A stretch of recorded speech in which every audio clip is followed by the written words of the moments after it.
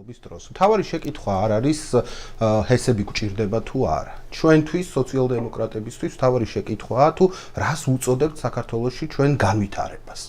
რა პროცესს მოიხსენიებ განვითარებად, ხო? გასული 30 წლის განმავლობაში, რაც საქართველოს დამოუკიდებელია, განვითარებად მოიხსენიებენ ეკონომიკურ ზრდას, რომელიც ძირითადად დაფუძნებული არის კაპიტალის ინტერესებზე. ძირითადად დაფუძნებული არის ერთეულების მოგებაზე. ანუ ეკონომიკურ ზრდას, რომელიც მთლიანად განაწილებული არის რაღაც ოფშორულ კომპანიებში, ოფშორულ ზონებში დარეგისტრირებულ ორგანიზაციებზე, ადგილობრივ ოლიგარქიის მიერ კონტროლირებად კომპანიებზე და ასე შემდეგ. მათი კეთილდღეობა, მათი მოგება, მათი გამდიდრება ითვლება ამ ქვეყანაში ეკონომიკურ ზრდად და განვითარებად. ამავდროულად ეკონომიკურ ზრდად და განვითარებად ამ ქვეყანაში ითვლება პროცესი, რომლის დროსაც მაგალითად ფეხქვეშდელავენ შრომით უფლებებს. ადამიანების სიცოცხლეს შრომის ადგილზე, არაფრად დაგდებენ შრომის უსაფრთხოების ნორმებს. ეკონომიკური ზრდა, ეგრეთ წოდებული, ამ ქვეყანაში მოდის ხოლმე ადამიანის შრომის პირობების არაფრად ჩაგდების კვალობაზე და ფორმებში. ამავდროულად კატეგორიულად არ ვიზიარებ იმ შეხედულებას, რომ ეკონომიკური განვითარება და გარემოს დაცვა რაღაც დილემას არ ქმნის. შეიძლება ზოგადად არ ქმნის და ფილოსოფიურ დონეზე არ ქმნის და ეს შესაძლებელია, მაგრამ საქართველოს შემთხვევაში ჩვენ ვხედავთ, თქვათ, ეგრეთ წოდებულ განვითარებულ ზონებს, სადაც ინვესტიციები ჩადეს კომპანიებმა, მაგრამ იმის პარალელურად განადგურებული არის მთელი სასიცოცხლო სივრცე. არა მხოლოდ გარემო და ხეები და ციყვები კი არა, ადამიანის საცხოვრებელი სივრცე და მისი განვითარების შესაძლებლობა. აი, ჭიათურა აიღეთ მაგალითად, სადაც არის თქვათ 2006 წლის მერე ინვესტიცია განხორციელებული, კერძო ინვესტორი შემოსული და იქ მიწა არის შუაზე გახლეჩილი, სახლები არის ჩატანილი, იმაში უსყრულებში ხედავთ ჩვენ თქვათ მოშხამულ მდინარეს, ჰაერში ტოქსიკური ნივთიერებების მატებას და ასე შემდეგ. ასე რომ აი ეს ზრდა, რომელსაც ბოლო 30 წელია სხვადასხვა მთავრობები გვთავაზობენ, ხოლმე არის დაკავშირებული სწორედ გარემოს განადგურებასთან და სასიცოცხლო სივრცის მოსპობასთან. რაც მთავარია ეს ეკონომიკური ზრდა, ეგრეთ წოდებული და ეგრეთ წოდებული განვითარება, რომლებსაც სხვები გვთავაზობენ, მოდის ასევე რაზე? დემოკრატიული პროცესის სრულუგულებელყოფაზე. ჩვენ ვხედავთ, აი შეგვიძლია გავიხსენოთ იგივე ნამახვანის შემთხვევა, როდესაც ჯერ ორჯერ სპეცრაზმი მიაგზავნეს პროტესტანტებთან, ცემეს იქ ხალხი, ჩააგდეს ციხეში და მერე რომ იხვდნენ, რომ ამ პროტესტს ვერ ჩაფარცხავდნენ, ამის შემდეგ გამოცხადდა ნათია თურნავა და დაიწყო მოლაპარაკებები ხალხთან და ახსნა ნამახვან ჰესის პროექტის პლუსებისა და მინუსების. ანუ დემოკრატიულ პროცესს ჩვენს ქვეყანაში წინ უძღვის ხოლმე რეპრესიები სახელმწიფოს მხრიდან, რომ ესა თუ ის პროექტი, რომელიც ვისთვისაა სასარგებლო საბოლოოდ კაცმა არ იცის, წინ გაათრიონ და გაიტანონ და რაც მთავარია, ეხა ბატონმა თენგომაც აღნიშნა, რომ აი ჰიდროლოგიური ესე იგი პრობლემები ჩვენ არ აგვაქვს და დიდი პოტენციალის ქვეყანა ვართ და 26,000 მდინარე გვაქვს და ასე შემდეგ. საბჭოთა კავშირის შემდეგ ამ ქვეყანაში მეცნიერება მოკვდა და სამეცნიერო კვლევითი პროცესი არ მიმდინარეობს. ჩვენ არ ვიცით, თქვათ, ჩვენი მდინარეების საუზო მართვის დოკუმენტი არ აგვაქვს, სტრატეგია არ აგვაქვს, არ გვაქვს შეფასებული ჩვენი ჰიდროლოგიური რესურსები, არ გვაქვს ეს ტექნიკური მახასიათებლები შესწავლილი, გეოლოგიის სკოლა მკვდარია, სეისმოლოგი ერთი ყავდა ქვეყანას მგონი და ისიც გააქცია ქვეყნიდან მთავრობამ და არანაირი კვლევები არ ტარდება, ძირითადად ტარდება ხოლმე ექსპერტიზა, რომელიც არის ისევ ამ კომპანიების მიერ დაქირავებული, დიდი კომპანიების მიერ დაქირავებული და იმ ექსპერტიზას უნდა დავეყრდნოთ ხოლმე ჩვენ ისეთი სტრატეგიული და მნიშვნელოვანი განწყობლებების მიღების დროს, როგორც არის ხუდონ ჰესის ან ნამახვან ჰესის მშენებლობა. ასე რომ აი ეს ეკონომიკური ზრდა, ეგრეთ წოდებული კიდევ ერთხელ ვიმეორებ, და არა მხოლოდ დემოკრატიისგან არის შორს, არამედ სისტემური მუდმივ განმეორებადი კვლევებისგანაც არის დაცილებული. და აი ჩვენ სოციალ-დემოკრატებს განვითარება სხვანაირად გვესმის. ჩვენ გვინდა განვითარება, ეკონომიკური ზრდა, რომელიც სამართლიანად გადანაწილდება ყველა სოციალურ ჯგუფზე და მხოლოდ ივანიშვილს, ოლიგარქიას, ჭყარტიშვილებს და სხვებს არ მოუტანს შედეგს. ჩვენ გვინდა ისეთი განვითარება, რომელიც დაასაქმებს ადამიანებს, ნორმალურ შრომის პირობებს შექმნის. ჩვენ გვინდა ისეთი განვითარება, რომელიც გაითვალისწინებს კულტურულ ფაქტორებს, ეკოლოგიურ ფაქტორებს, ანუ მოკლედ მდგრად განვითარებაზე ვსაუბრობთ ჩვენ, როდესაც ეკონომიკური, სოციალური და ეკოლოგიური ფაქტორები, კულტურული ფაქტორები არის შეწონილი ერთმანეთთან და დემოკრატიული გადაწყვეტილებების მიღების წესით, აი ამ შეწონვის თაობაზე ადამიანებს აქვთ არჩევანი გაკეთებული მეცნიერებასთან ურთიერთობაში და სამეცნიერო დასკვნების საფუძველზე და აი თუ ამ პროცესით წავალთ და ამ ტიპის განვითარებაზე გვექნება საქმე, აი მაშინ შესაძლებელია ეკოლოგიის, ეკონომიკის, სოციალური სამართლიანობისთვის ერთმანეთთან დაზავება. უბრალოდ ასეთი დაზავებით თქვათ, ხელმოწარულზე რჩებიან იმ ოლიგარქიის და იმ დიდარი 1%-ის წარმომადგენლები, რომლებიც ჩვენს ქვეყანას ბოლო 30 წელია სხვადასხვა ფორმით მართავენ. მადლობა საინტერესო პოზიციის გაზიარებისთვის. ახლა შემდგომ სტუმრებს მივცეთ მაგალითად, აი 4 წუთი თქვენ ვილაპარაკეთ, ახლა 4 წუთი მე ვისაუბრებ. ხო, ჩვენ ახლა ერთმანეთთან ვერ შევთანხმდებით, რადიკალურად განსხვავებულ პოზიციებზე დგავართ და ახლა მე თითოეულ სიტყვის განმარტება რო დავიწყოთ თქვენი და შეგეკამათოთ და მარქსიზმში რო გადავარდეთ, ჩემს სათქმელს ვეღარ ვიტყვი. ასე რომ გასაგებია თქვენი პოზიცია, მე ჩემსაც ვიტყვი, ხო? მე რაზე მინდა გავამახვილო ყურადღება, იცით, რომ მოგებაში და ზრდაში კი არ არის პრობლემა. პრობლემა არის ამ ზრდის გადანაწილებაში. და ჩვენ ვხედავთ, რომ ეს მოგება, ეს ზრდა მიდის ხოლმე ძალიან მცირე რიცხოვანი ჯგუფების ჭიბეში, ხშირად გადის ხოლმე ქვეყნიდან, მიდის ხოლმე იმ ეკონომიკურ და საგადასახადო სამოთხეებში, რომელიც მრავლად არის მთელ მსოფლიოში, ხან ვირჯინის კუნძულებზე და ხან სხვაგან და არაფერი აქ არ რჩება, გარდა გამოხრული მიწისა, განიავებული წიაღისეულისა, დატბორილი მიწისა და გაუბედურებული მოსახლეობის. ეს ერთი საკითხი.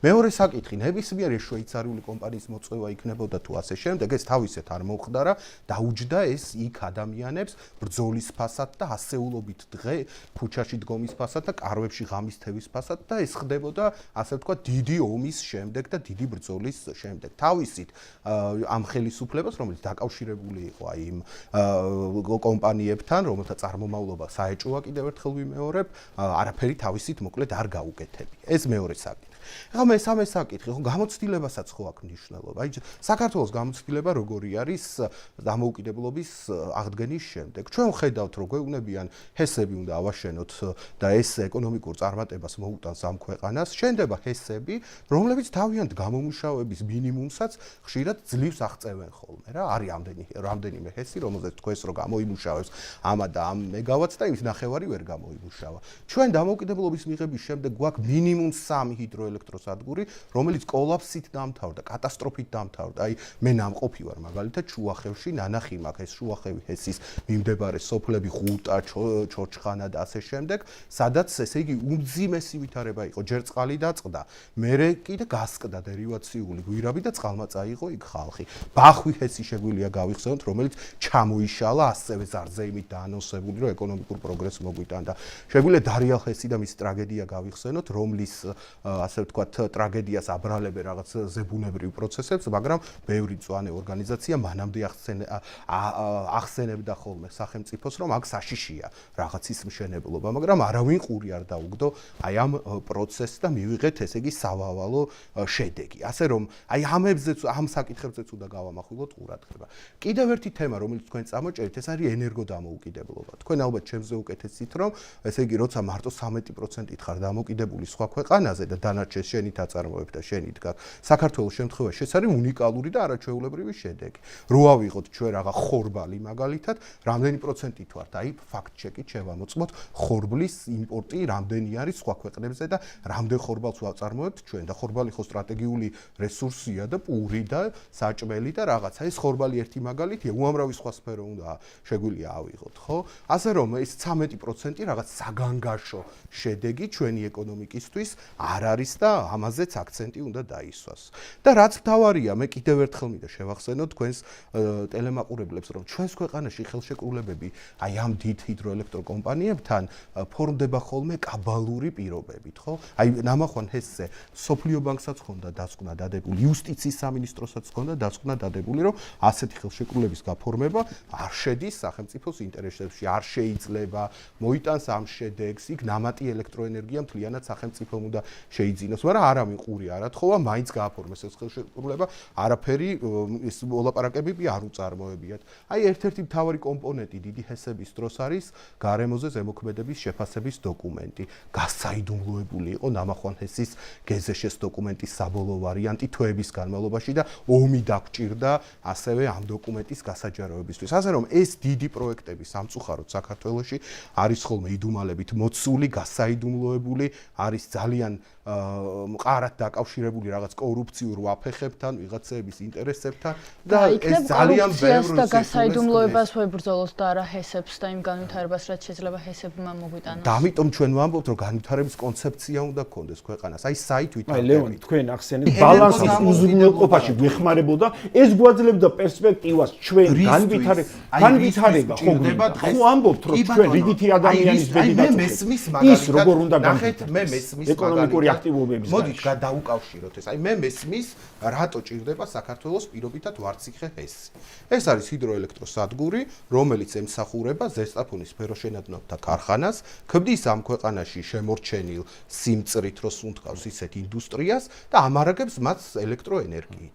ვინმეს რო ეთქვა, თქვა რიონის ხეობის მოსახლეობისთვის, რომ აი ჰესი უნდა აშენდეს და ამ ჰესით თქვა პირობითად შეიქმნება, რა ვიცი, რომელიღაცას ავტომობილო ქარხნის, რომელიღაცა ფილიალი ქუთაისში დაასაქმებს 10,000 ადამიანს, მოემსახურება ენერგეტიკით მას, მაშინ შეიძლება ამ ხალხს მიმართულებით წახვიდით, მაგრამ გეგმიური ეკონომიკა არ ფუნქციონირებს. თქვენ უნდა შენახეთ ლევან, თქვენ უნდა შეგნათ სწორი სტიმული, რამე დავაცხოვოთ. შეიძლება სრულად გეგმიური ეკონომიკა და საბჭოთა კავშირის ბოლო წლები არ ფუნქციონირებს, მაგრამ ჩვენ ქართველი სოციალ-დემოკრატები ვემხრობით, რომ ამ ქვეყანას ჰქონდეს თავისი სტრატეგიული ეკონომიკური მიზნები და სახელმწიფომაც წარმართოთ ისეთი ეკონომიკური, საგადასახადო, საინვესტიციო პოლიტიკა, რომელიც მოემსახურება ამ სტრატეგიული მიზნების თქვენ რაც ახსენეთ, დამატებით პროექტებთან დაკავშირებით, ხო? დამატებით პროექტები. ჩვენ თუ გვინდა ინდუსტრიის განვითარება, თუ არის დათვლილი, რომ ამ ინდუსტრიის განვითარებისთვის საჭირო ამა და ამოდენობის ელექტროენერგია,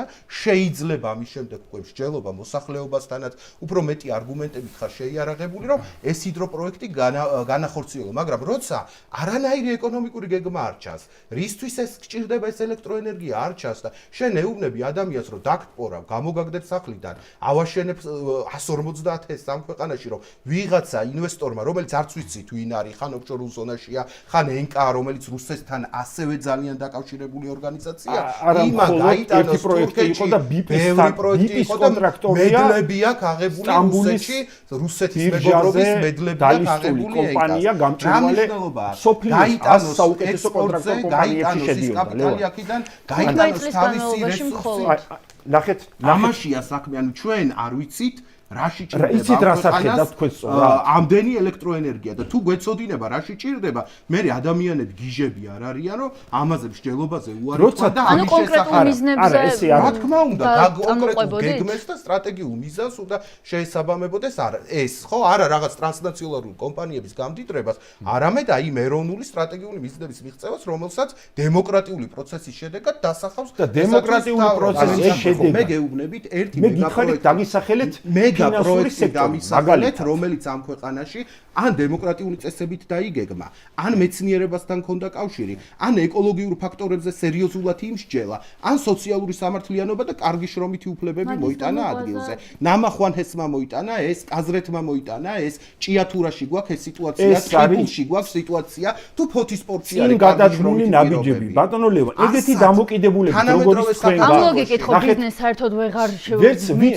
რატო უნდა შემოვიდეს მაშინ? ბატონო, მე გთავაზობთ დიალოგს, ბიზნესს, პროფკავშირულ ორგანიზაციებს, გარემოსდაცვით ორგანიზაციებს, ადგილობრივ მოსახლეობას და სახელმწიფოს შორის და მათი დიალოგის საფუძველზე, მათი კომპრომისების საფუძველზე სხვადასხვა ტიპის პროექტების განხორციელებას ჩვენი სტრატეგიული მიზნების შესაბამისად და ესე ცალკარა თამაში, სადაც არის მარტო სახელმწიფო და ეს სახელმწიფო, რომელიც თან ბიზნეს უჭერს მხარს და კლასობრივი, ასე იგი მხარდამჭერი არის ამ მსხვილი კაპიტალის, მაშინ ვიღებთ ჩვენ ცალკარა თამაშს და ვიღებთ ივითარებას, რაც შექმნილია საქართველოს მოლაპარაკებებზე ხომ იყო წამოსვლის მცდელობა მეორე მხრისგან, მაგრამ პროტესტანტების რეაქცია იყო მხოლოდ არა როცა დაუძახებდნენ პროტესტანტებს, დააყენებდნენ 7 საათი აცდევინებდნენ, დაამცირებდნენ ამ გასაგებია, მაგრამ აი ახლა რო წამოვიდნენ შემოთავაზებით რო დაინახავდა რომ გარეთ ბევრი ხალხი არ არის, გარბოდა მოლაპარაკები და მე ანა ამდენი წელია ვაკვირდები ამ პროცესს და